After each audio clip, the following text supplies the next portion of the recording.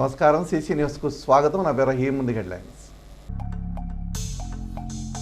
తాగునీటి సరఫరాలోని లోపాలను సరిదిద్ది ప్రజలకు సురక్షిత నీరు అందించాలి. తాగునీటి సరఫరా పైప్ లైన్లు, డంపింగ్ యార్డులను పరిశీలించిన అనంతరం మున్సిపల్ అధికారులు పలు సూచనలు చేసిన ప్రతిపాటి.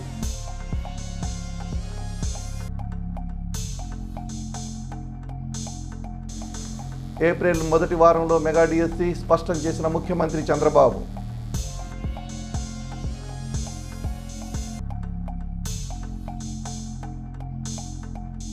కూరగాయల మార్కెట్, సండ్రీ మార్కెట్ల వేలంపాట రద్దు. తిరిగి 27న వేలంపాట నిర్వహించనున్నట్లు వెల్లడించిన మున్సిపల్ కమిషనర్ శ్రీహరిబాబు.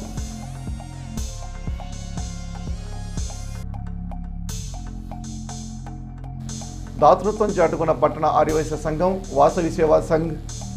వేసవి దృష్ట్యా విద్యార్థులకు ఉచితంగా మ్యాంగో జ్యూస్ పంపిణీ.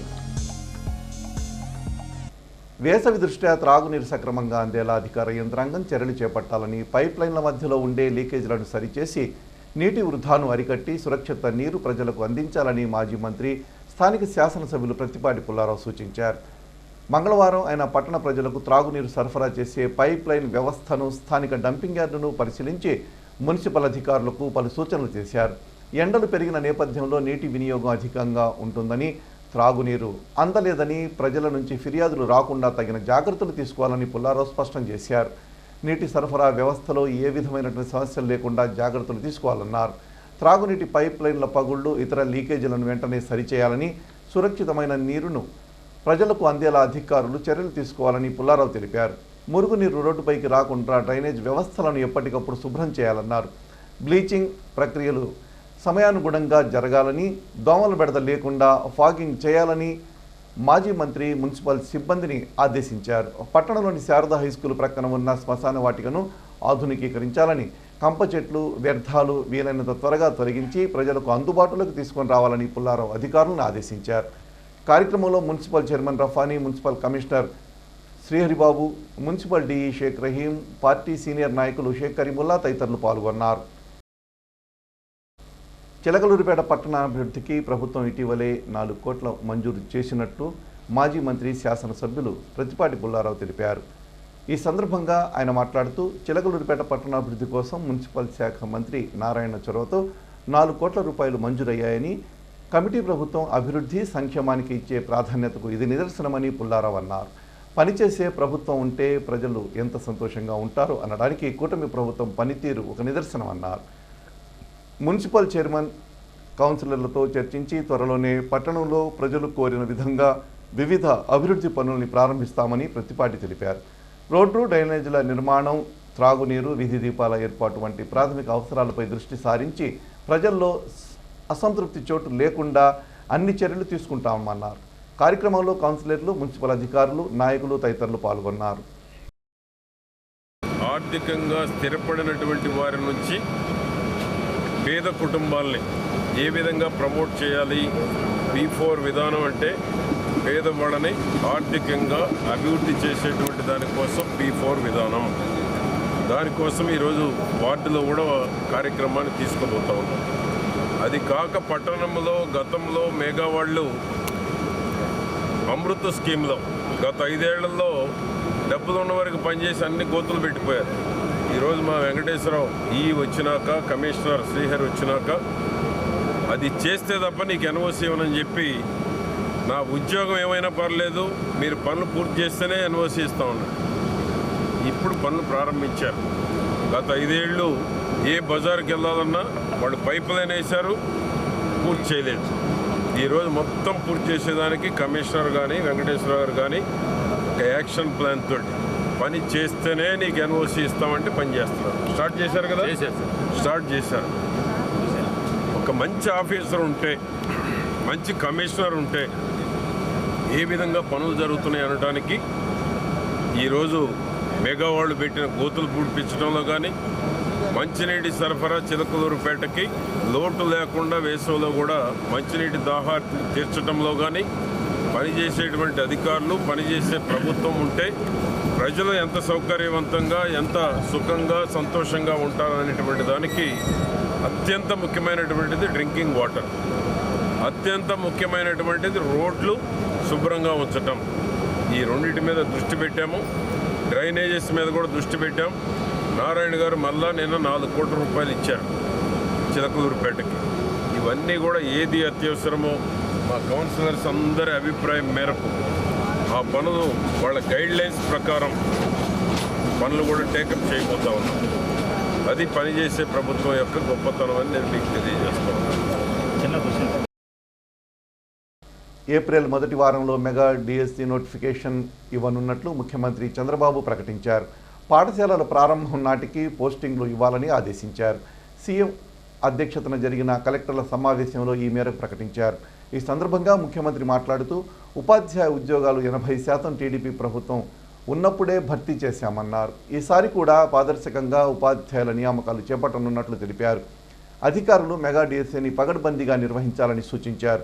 జూన్లో పాఠశాలలు ప్రారంభించేలోగా పోస్టింగ్లు ఇవ్వనున్నట్లు తెలిపారు. వచ్చిన మొదటి సంతకం 16,347 ఉద్యోగాలు డిఎస్సి ద్వారా ఇస్తా ఉన్నాం. మెగా డిఎస్సి పెడతా ఉన్నాం. ఈ ఫస్ట్ వీక్ లో మెగా డిఎస్సి నోటిఫికేషన్ ఇష్యూ చేస్తారు. ఏబిసిడి కేటగరైజేషన్ కూడా హామీ ఇచ్చాం, ఎన్నికల్లో చెప్పాం. అది కూడా రిపోర్ట్ వచ్చింది, కేంద్రానికి పంపించాం, ఎస్సీ ఫైనాన్స్ కమిషన్ పంపించాం. ఆ రిపోర్ట్ వస్తానే అది కూడా యాక్ట్ చేసి ముందుకెళ్తాం. ఇక్కడ మీరు చేయాల్సిన పని ఈ ఉద్యోగాలన్నీ కూడా ఇచ్చిన తర్వాత డిఎస్సి మెగా డిఎస్సి పర్ఫెక్ట్ గా కండక్ట్ చేయాలి. ఎక్కడ కూడా ఇప్పుడు కూడా నాకు బాగా జ్ఞాపకం, తెలుగుదేశం పార్టీ దగ్గర 1,50,000 ఒకేసారి ఇప్పుడు ఇచ్చిన ఉద్యోగాల్లో మెజారిటీ తెలుగుదేశం అధికారం ఉన్నప్పుడు ఇచ్చాం. చాలా ట్రాన్స్పరెంట్ గా ఇచ్చాం. 80% ఇచ్చాం. ప్రజలు కూడా అది ఇప్పుడు కూడా గుర్తుపెట్టుకుంటున్నారు. మీ వల్ల మాకు ఉద్యోగం వచ్చింది. ఎక్కడ ఒక్క రూపాయి గాని ఒక చిన్న అవకతవక లేకుండా చేశారని చెప్పి ఇప్పుడు కూడా రిమైండ్ చేసే పరిస్థితి వచ్చారు. ఇక్కడ 0 tolerance. I'm telling all of you. April నుంచి స్టార్ట్ చేసి జూన్ స్కూల్స్ ఓపెన్ చేసే రోజుకి రీఓపెన్ చేసే రోజున వీళ్ళందరూ పొజిషన్ కావాలి, ట్రైనింగ్ అయిపోవాలి, పొజిషన్ కావాల్సిన అవసరం ఉంది. పల్నాడు జిల్లా అడిగొప్పల్లో వేంచేసి ఉన్న శ్రీ నిదానంపాటి శ్రీలక్ష్మి అమ్మవారి తిరునాళ్ల మహోత్సవం కన్నుల పండుగగా జరిగింది. అయితే భక్తులు అమ్మవారికి వివిధ రూపేణ సమర్పించిన కానుకలను సోమవారం దేవస్థానంలో సిబ్బంది లెక్కించారు. అమ్మవారికి కానుకల రూపంలో 38,62,340 రూపాయల ఆదాయం దేవస్థానానికి సమకూరింది. అలాగే వివిధ రకాల పూజా సేవల ద్వారా 11,34,439 రూపాయలు, హుండీ ద్వారా 27,27,901 రూపాయి ఆదాయం వచ్చిందని దేవాదాయ శాఖ assistant commissioner EO Saidamma Bai తెలిపారు. ఆలయ వ్యవస్థాపక ధర్మకర్త యాగంటి వెంకటేశ్వర్లు విషయాన్ని వెల్లడించారు. గత ఏడాదితో పోలిస్తే ఈ ఏడాది 9,05,532 రూపాయలు అదనంగా ఆదాయం అమ్మవారి దేవస్థానానికి సమకూరినట్లు వారు పేర్కొన్నారు. చిలకలూరిపేట పట్టణంలోని సుబ్బయ్యతోటలో శ్రీ దత్త సాయందాన సమాజం జై జై సాయి ట్రస్ట్ ఆధ్వర్యంలో పల్నాడు జిల్లా ఎస్పీ కార్యాలయంలో డ్రగ్స్ అవగాహనపై రూపొందించిన డ్రగ్స్ వద్దు చదివే ముద్దు అనే పోస్టర్ను జిల్లా SP Kanchi Srinivasarao, additional SP JV సంతోష్ల చేతుల మీదుగా ఆవిష్కరించారు. ఈ సందర్భంగా ఎస్పీ మాట్లాడుతూ విద్యార్థులు డ్రగ్స్కు దూరంగా ఉండాలని, డ్రగ్స్తో పట్టుబడితే కేసు నమోదయ్యే గవర్నమెంట్ ఉద్యోగాలకు అర్హత లేకుండా పోతుందని తెలిపారు. ఎవరైనా డ్రగ్స్ అమ్ముతున్నా కొంటున్నా దగ్గరలోని పోలీస్ స్టేషన్లకు సమాచారం అందించాలని కోరారు. అనంతరం ట్రస్ట్ ఆధ్వర్యంలో కోటప్పకొండ తిరునాళ్లను సమర్థవంతంగా నిర్వహించిన జై జై సాయి ట్రస్ట్ వారి ప్రజా సేవాదక్ష అనే ఉత్తమ జాతీయ సేవా పురస్కారం ఎస్పీకి అందజేశారు. ఈ కార్యక్రమంలో trust chairman doctor Pusupati Balaji, Maddula Prasad తదితర పోలీస్ అధికారులు పాల్గొన్నారు. చిలకలూరిపేట పురపాలక సంఘ పరిధిలోని మటన్, ఫిష్ మార్కెట్లకు, కూరగాయల మార్కెట్, సండ్రీ మార్కెట్కు వేలం పాటలు నిర్వహించినట్లు మున్సిపల్ కమిషనర్ పి శ్రీహరిబాబు తెలిపారు. మంగళవారం ఆయన మీడియాతో మాట్లాడుతూ ఆయా వేలం పాటకు సంబంధించి మటన్, ఫిష్ మార్కెట్లకు సంబంధించి గత ఏడాది కంటే హెచ్చుగా పాడారని, కూరగాయల మార్కెట్, సండ్రీ మార్కెట్ పాటలు గత ఏడాది కంటే తక్కువగా ఉన్నట్లు వెల్లడించారు. ఇందువల్ల కూరగాయల మార్కెట్, సండ్రీ మార్కెట్ల పాటలను వాయిదా వేసినట్లు వెల్లడించారు. వీటిని ఈ నెల 27వ తేదీ తిరిగి నిర్వహిస్తామని, ఆ రోజు కూడా తక్కువగా పాడితే ఆ పాటను రద్దు చేసి సచివాలయ ఉద్యోగుల సేవలను వినియోగించుకుంటామని తెలిపారు. ఎవరైనా వేలం పాటల్లో పాల్గొనేవారు ఉంటే ఈ నెల 27వ తేదీ హాజరు కావాలని సూచించారు. చిలకలూరిపేట పట్టణంలోని రోషన్ ట్రేడర్స్ ప్రొపరేటర్ ఉస్మాన్ షరీఫ్ అనారోగ్యం కారణంగా ఇంట్లో విశ్రాంతి తీసుకుంటున్నారు.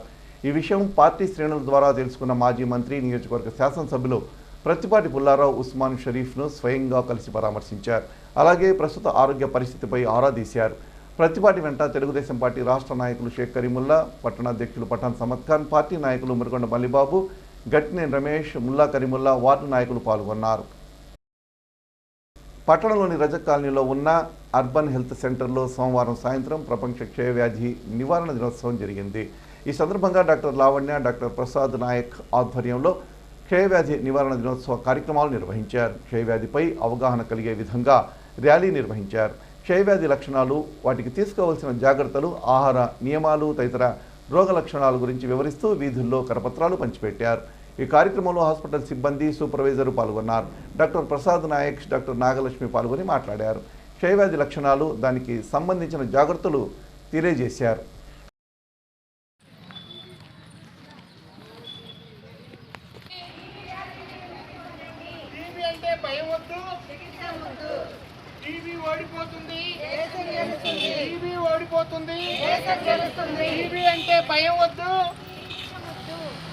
నాగలక్ష్మి, నేను మెడికల్ ఆఫీసర్గా పనిచేస్తున్నాను రజక్పేట, చిలకలూరుపేటలో. ఈరోజు ప్రపంచ టీబీ దినోత్సవంగా మనం జరుపుకుంటున్నాము. ఇది ఏంటంటే టీబీ అనగా తెలుగులో క్షయవ్యాధి అంటారు. ఈ క్షయవ్యాధి లక్షణాలు వచ్చేసరికి 5 లక్షణాలు ఉంటాయి. 2 వారాలకు మించి దగ్గు, 2 వారాలకు మించి జ్వరం, కళ్ళలో రక్తం, అలాగే బరువు తగ్గడం, ఆకలి లేకపోవడం అనేది మనం చూస్తాము.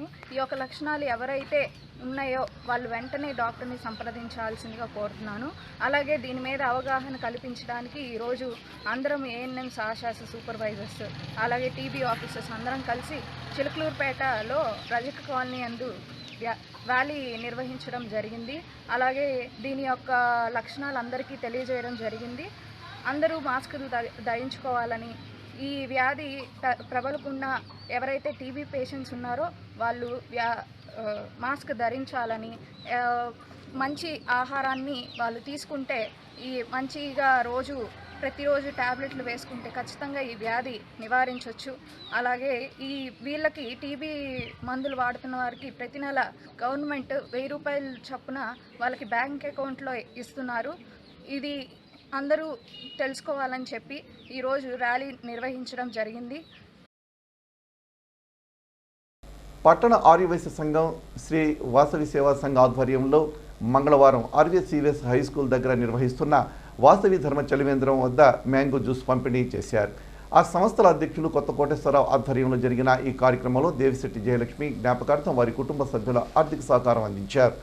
దాదాపు 600 మంది 10th క్లాస్ ఎగ్జామ్ పిల్లలు, ఒంటిపూట స్కూల్ పిల్లలు ఈ అవకాశాన్ని వినియోగించుకున్నారు. ఈ కార్యక్రమంలో శ్రీ వాసవి సేవా సంఘ్ ప్రధాన కార్యదర్శి కుప్పురావురి కుమార్, కోశాధికారి గ్రంథి సుబ్బారావు, ఉపకోశాధికారి పొట్టి శ్రీనివాసరావు, ఆర్యవైశ్య మహాసభ ఉప కార్యదర్శి గుర్రం సాంబశివరావు, ధర్మసంఘం అధ్యక్షులు పసుమర్తి సూర్యప్రకాశ్రావు తదితరులు పాల్గొన్నారు.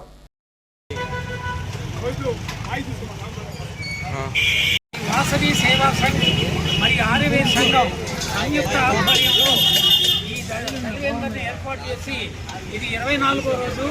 ప్రతిరోజు కూడా క్రమం తప్పకుండా మరి అందరికీ కూడా పిల్లలకి మంచినీటి మరి జ్యూస్ని అందజేయడం జరుగుతుంది. ఈ చేసే కార్యక్రమానికి ఆ భగవంతుడు ఎల్లవేళల ఆశీస్సులు అందజేయాలని పట్టణంలోని పాత శాఖ గ్రంథాలయం బజార్ గబ్బిటివారి వీధిలో వేంచేసి ఉన్న శ్రీ కోదండరామాలయం వద్ద మంగళవారం భక్తులకు అన్నప్రసాద వితరణ కార్యక్రమం జరిగింది. కుల మతాలకు అతీతంగా ఈ అన్నసంతర్పణ కార్యక్రమం నిర్వహిస్తున్నామని నిర్వాహకులు తెలిపారు. భక్తులు మరియు దాతల సహాయ సహకారాలతో నిర్వహిస్తున్నట్టు వారు వివరించారు. ఈ సేవా కార్యక్రమానికి స్పందించిన వారు ఎవరైనా ధనధాన్య వస్తు రూపేణ స్వామివారికి సమర్పించవచ్చునన్నారు. ఈ కార్యక్రమంలో అరవపల్లి అప్పారావు, ఇత్తంటి రామకృష్ణ, చిలకల బాలాజీ, వచ్చు శ్రీధర్రావు, నాగేశ్వరరావు, రాచుమల సూర్యారావు, సుబ్రహ్మణ్యం, పోలయ్య, రావికింద రామకృష్ణ తదితరులు పాల్గొన్నారు. తమను మాజీ మంత్రి విడుదల రజని మోసం చేసి మానసికంగా వేధించిందని పలువురు బాధితులు ధ్వజమెత్తారు. టీడీపీ కార్యాలయంలో జరిగిన పాత్రికేయుల సమావేశంలో వారు తమ ఆవేదన వెళ్లబుచ్చారు. సమావేశంలో మాట్లాడిన వారిలో అప్పటి వైసీపీ నాయకులు మల్లెల రాజేష్ నాయుడు, జాలది సుబ్బారావు, వలెటి హిమంతరావు, మిర్యాల రత్నకుమారి, వెంగళరాయుడు, ఎడ్లపాడు మండల టీడీపీ అధ్యక్షుడు కామినేని సాయిబాబు, పిల్లి కొట్టితో సహా పలువురు బాధితులున్నారు. ప్రభావవంతమైన సినిమా రంగంలో ఉండి దానిని వ్యక్తిగత స్వార్థానికి ఉపయోగించుకొని సీఎంగా జగన్ గారికి భజన చేసుకుంటూ మహిళలను, పిల్లలను కూడా చూడకుండా పవన్ కళ్యాణ్ గారి మీద ఏకపక్షంగా దాడి చేసినటువంటి వరాహం అతన్ని పోల్చడానికి కూడా ఏ పదం కూడా సిగ్గుతో తలవంచుకుంటుంది. ఏ జంతువుతో పోల్చినా, మోసానితో పోల్చినందుకు ఆ క్షణమే ఆత్మహత్య చేసుకొని చచ్చిపోద్ది. ఎందుకంటే మీరు నిర్ణయించండి, పవన్ కళ్యాణ్ గారి ఇంట్లో పనిచేసే పని వాళ్ళకి పవన్ కళ్యాణ్ గారి భార్యకి అక్రమ సంబంధం అంటగట్టాడు. అంతేకాకుండా ఆ బిడ్డలు కూడా నీకు పుట్టలేదు, వాళ్ళకే పుట్టారు. నీ దగ్గర ఉన్న ఎవిడెన్స్ ఏంటి? నీ మీద పరువు నష్టం దావా ఒక 100 కోట్లకు వేస్తే కట్టగలేటువంటి కెపాసిటీ నీకుందా? లేదా మీ క్రిమినల్గా కనుక ప్రొసీడ్ అయితే తీసుకెళ్ళి నిన్ను లోపలేస్తే ఇవాళ ఏ జగన్ గారు నిన్ను కాపాడుతాడు? వెనక ఎవరో ఉన్నారని నెత్తికెక్కి అధికారం, మదం, నోటికి ఏమొస్తుందో తెలియకుండా ఇష్టం వచ్చినట్టు నువ్వు, శ్రీరెడ్డి, ఆర్జీవి, మన కొడాలి నాని, పేర్ని నాని, గుడ్డు అమర్నాథ్, ఒకళ్ళ ఇతర పందుల గుంపు మీది. మీకు మర్యాద లేదు. మీకు అక్షరాలు చెప్పిన పంతుళ్ళు ఏమాత్రం ఇచ్చేస్తుందో కూడా తెలియదు. మిమ్మల్ని ఏ తల్లి గందో కూడా తెలియదు. అవమానకరమైన భాషను మాట్లాడి ప్రజాస్వామ్యానికి విరుద్ధంగా ప్రవర్తించి అధికారం మదంతో కళ్ళు నెత్తికొచ్చి చంద్రబాబు గారి దగ్గర నుంచి కింద స్థాయి కార్యకర్త దాకా కూడా ఇష్టం వచ్చినటువంటి భాష మాట్లాడని మీకు ఏ శిక్ష వేసినా కూడా తక్కువేనని ఈ సందర్భంగా గుర్తు చేసుకుంటూ. నా పేరు మున్నంగి వెంకట రత్నారెడ్డి. మేము 2019లో రజనీ గారితో ప్రయాణం చేశాము. ఎలక్షన్లో ఆ కోసం తిరిగి కష్టపడ్డాము. ఇక్కడ ఉన్న అందరము ఆ విధంగా ఆమెతో ప్రయాణం చేశాము. కొన్నాళ్ళు గడిచిన తర్వాత 2019 ఆగస్టు నెలలో మానుకొండ శ్రీకాంత్ రెడ్డి అనే అతను ఆమె పిఏ, పర్సనల్ పిఏ వచ్చి అన్న అంగన్వాడీ హెచ్ కాంట్రాక్టర్ జిల్లాలో వైద్యం మీకు ఇస్తాము, మాకు దానికి కాంట్రాక్ట్ వేయడానికి కానీ డబ్బులు కావాలన్నా అని చెప్పి మమ్మల్ని మోసం చేసి మా దగ్గర 28 లక్షలు తీసుకున్నారు. తీసుకొని సంవత్సరం దాకా తిరిగాము. అడిగాము. లాస్ట్కి ఏంది ఆ డబ్బులు తీసుకున్నాము, మా కాంట్రాక్ట్ రాలేదు, ఆ డబ్బులు వేయి అని అడిగితే వైస్ చైర్మన్ని ద్వారా పిఎని మా షాప్ దగ్గరికి పంపించి నీకు ఒక కుటుంబం ఉంది, నీకు పాప ఉంది, జాగ్రత్తగా ఉండు, నేను డబ్బులు అడుగుతున్నామంట, ఒకసారి అడిగితే పద్ధతిగా ఉండు, శ్రీకాంత్ రెడ్డి అనే వద్దు, నువ్వు పోవద్దు, వాడిని అడగొద్దు, వెళ్ళామంటే నీ ఇష్టం అని చెప్పి నన్ను బెదిరియడం జరిగింది. ఇంతవరకు ఆ డబ్బులు నేను ఇవ్వలేదు. మొన్న ఎలక్షన్ అయిపోయిన తర్వాత అడిగితే 4 లక్షల రూపాయలు మాత్రం 4 లక్షలు మాత్రం ఇచ్చారు. మిగతా 24 లక్షలు ఇంతవరకు ఇవ్వలేదు.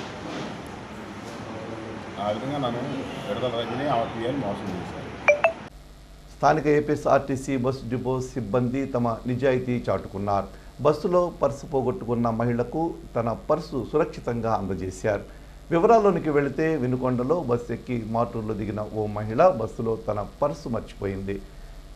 రాత్రి విశ్రాంతికి గ్యారేజీలోకి వెళుతున్న బస్సులో పర్సు ఉండడం సెక్యూరిటీ వారు గమనించారు. దాన్ని తీసి భద్రపరిచారు. అందులో 780 రూపాయల నగదు, చెవిదుద్దులు, ప్రయాణ టికెట్తో పాటు చిన్న వస్తువులు ఉన్నాయి.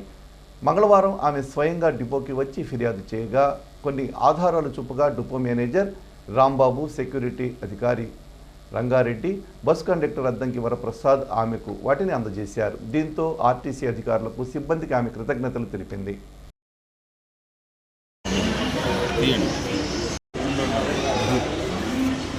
ఎవిడెన్స్ కోసం వస్తుంటే నాలుగున్నర మా అమ్మాయికి టికెట్ తీసుకునేటప్పుడు మా అబ్బాయి కాల్ వచ్చింది, మాట్లాడుతున్నాను. ఆ లోపు పర్సు పక్కన సీట్ పక్కన పెట్టేశారు. సాయంత్రం చూసుకునేసరికి పర్సు లేదు సంచిలో. మా అబ్బాయికి ఇక్కడ నెంబర్ ఉంది డిపో వాళ్ళకి ఫోన్ చేసి కండక్టర్ గారు కనుక్కుంటే నా దగ్గరది ఉందండి, వచ్చి రేపు 10 గంటలకు తీసుకోండి, ఎక్కడికి పోలేదు మీ పర్సు అని చెప్పారు. అలాంటి మంచి మనసులో ఇంకా ఉన్నారని డిపో ధన్యవాదాలండి. మేనేజర్ గారికి కూడా, ఎందుకంటే ఇలాంటి రోజులు అసలు నిజంగా చెప్పాలంటే ఇచ్చేవాళ్ళు లేదు. 10 రూపాయలైనా సరే మాకు అప్పు చెప్పారు కాబట్టి డబ్బు కోసం రాలేదు. మంచి మనసు ఇంకా ఉంది అనే ఉద్దేశంతోనే వచ్చే ఇక్కడ నేను. ఈ వస్తువులు బస్సులో ఉన్నటువంటి దాన్ని మా సెక్యూరిటీ విభాగం, ట్రాఫిక్ విభాగం మరియు సిబ్బంది అంతా కూడా జాగ్రత్త పరిచి వాళ్ళకి అప్పచెప్పడంలో మాకెంతో ఆనందం మిగిలింది. మాకు ఇంకోటి ఏంటంటే సేవ చేయడంలో మాకెంతో ఆనందం ఉంది. అది వాళ్ళ కళల్లో చూస్తే ఇంకా ఆనందంగా ఉంది. కాబట్టి మేము ఆ వృత్తిని దైవంగా భావించి చేస్తాం. సెలవు.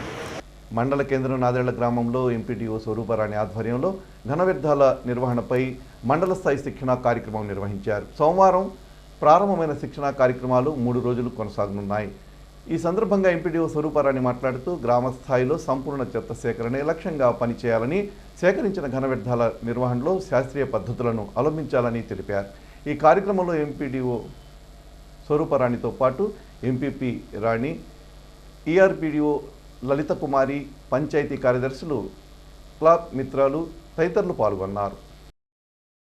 సీసీ న్యూస్ ఇంతటితో సమాప్తం. తిరిగి మరో బులెటిన్లో మళ్ళీ కలుద్దాం. అంతవరకు సెలవు. నమస్కారం.